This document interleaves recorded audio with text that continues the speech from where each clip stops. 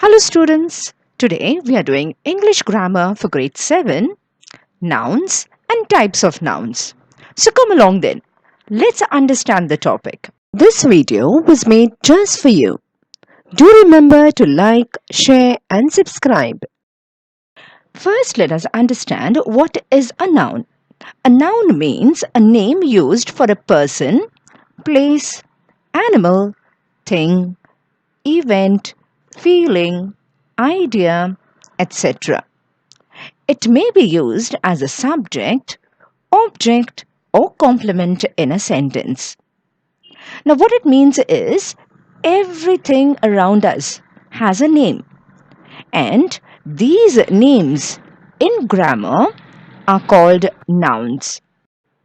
For example, we have names of persons: Ria, Sam, Justin, etc.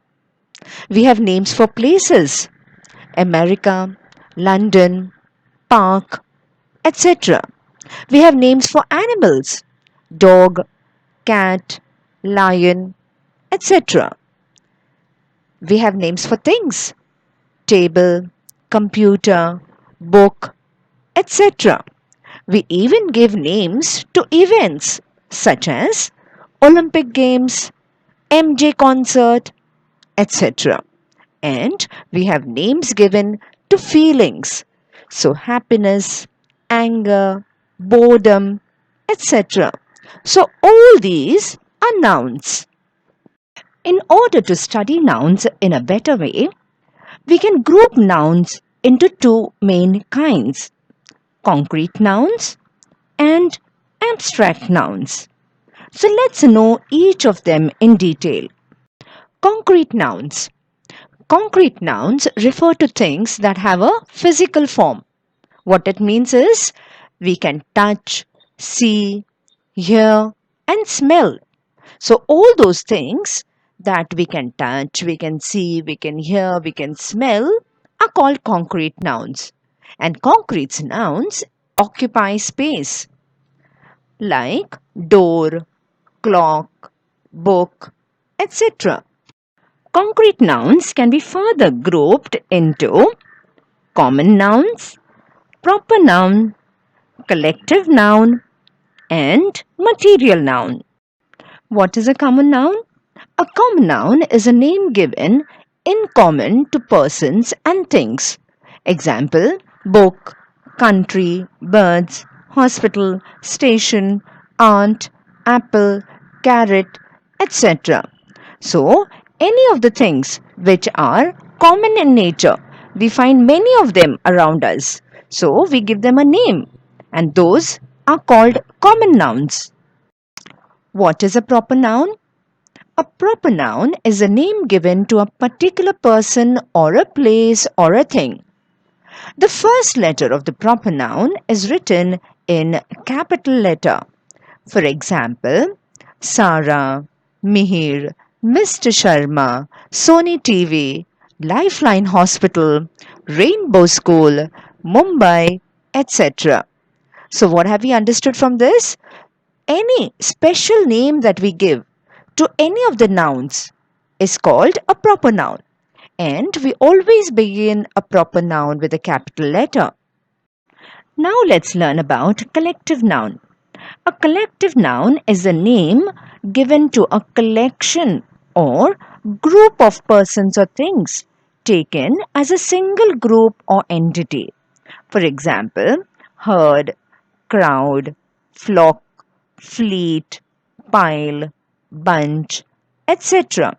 So, when we group, we call the group of persons or things or animals as one and we give a special name to it. So, those names are called collective noun. What is a material noun? Material noun is a name of a material or substance or an ingredient of an alloy. For example, cotton, wool, gold, silver, rice, wheat, plastic, wood, etc.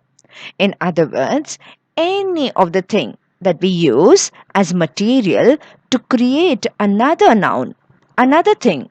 Okay, so that noun will be called a material noun. Now let's learn in detail about abstract nouns.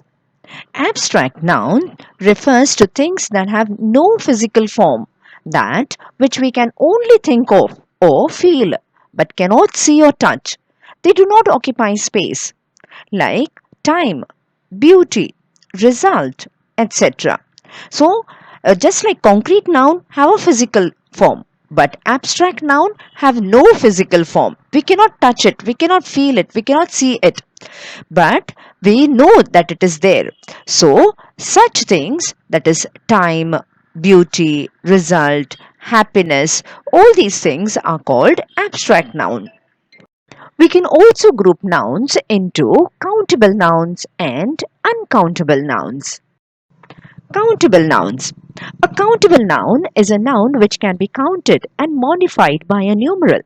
What it means is there are some nouns that we can count, we can add a number in front of it. For example, book. We can say one book or many books or two books, three books. Similarly, we can say pencils, tables. We can give a number to all these nouns. And a count noun occurs both in singular and plural form. It means that we can have one of the same thing or many of it. So when it is one of any noun, it is called in the singular form. And when it is many of the same kind, we say it is in the plural form.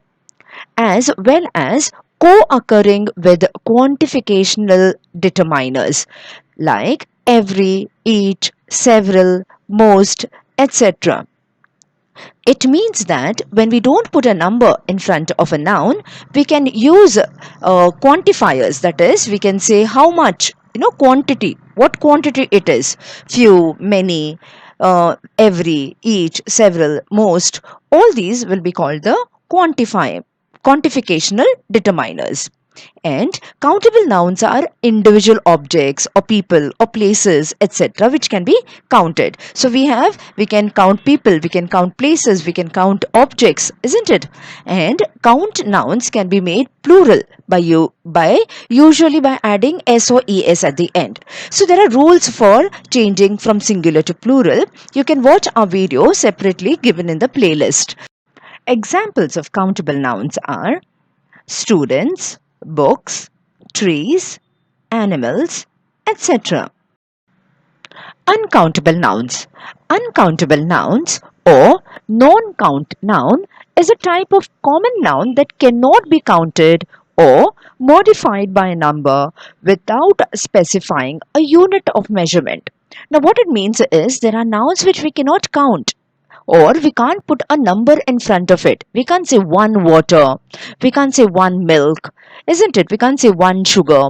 So we have to use a unit in front of it. We will say 1 liter of milk, or we can say 1 glass of water, isn't it? So such things, such nouns are called uncountable because we cannot put a number in front of it. Uncountable nouns are used to describe a quality, action, thing, or substance that can be poured or measured. So we have things that have quality or action. Okay, so such things we can only pour or measure. We can measure it. We can't put a number in front of it. And non count nouns also refer to a whole category made up of different varieties or a whole group of things that is made up of many individual parts. So, if there are many parts attached to it, so that time we say they are uncount nouns. Then use the singular form of the verb with uncountable nouns. Now, in an uncountable noun, we cannot change it from singular to plural. Okay, we can't say milk to milks. Okay, we can't change sand to sands. Okay, all these are uncountable nouns. So uncountable noun just have a singular form. Examples of uncountable noun are water, sugar, oil, rice, money, cloth, hair, etc. We just learnt about countable and uncountable nouns. Those nouns that can be counted can be further grouped into singular nouns and plural nouns. Singular nouns. When we speak about one person and one thing, we use the noun in the singular form. What it means is that whenever we are talking about just one single noun, it could be a person, it could be a thing, it could be any other animal. So that time we say it is that noun is in the singular form. For example, book. That means a single book, one table, one knife. An army. Army is taken as it's a collective noun taken as one entity. Hero, ox, loaf, baby, city, and tooth are few nouns in the singular form. Plural nouns. When we speak about more than one person and one thing, we use the noun in the plural form. What it means is whenever there are more than one of the same kind of nouns, we say that that noun is in the plural form. For example, books, tables, knives, armies, heroes, oxen, lives, loaves, babies, cities, and teeth are few plural nouns which we use. Now, for the detailed rules to understand how to change from singular to plural, you can watch our video by clicking on the playlist. We can also group nouns by gender as masculine gender, feminine gender, common gender, and neuter gender. Masculine gender. A noun is said to be in the masculine gender if it refers to a male. Now, for example, man, lion, hero, boy, king, horse, and actor are nouns of the masculine gender. So, all males of the persons and from the animal nouns are called the masculine gender. Feminine gender. A noun is said to be in the feminine gender if it refers to a female. For example, woman, lioness, heroine, girl, mare, niece, empress, cow, and actress are few of the feminine gender. What is common gender? A noun is said to be in common gender if it refers to a member of species which can be a male or a female.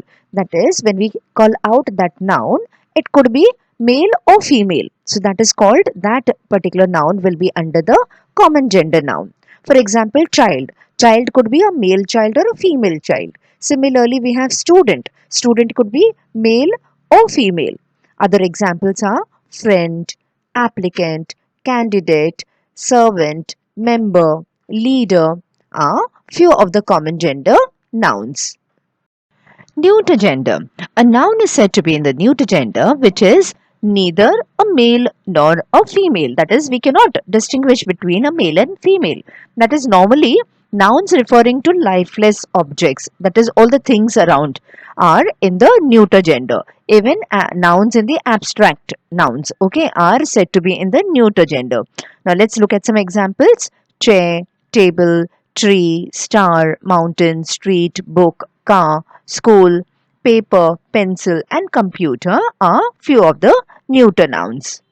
Now let's understand the formation of abstract nouns. Now abstract nouns can be formed from common nouns, adjectives, and verbs. So let's look at some examples as to how to form the abstract nouns from these parts of speech. Formation of abstract nouns.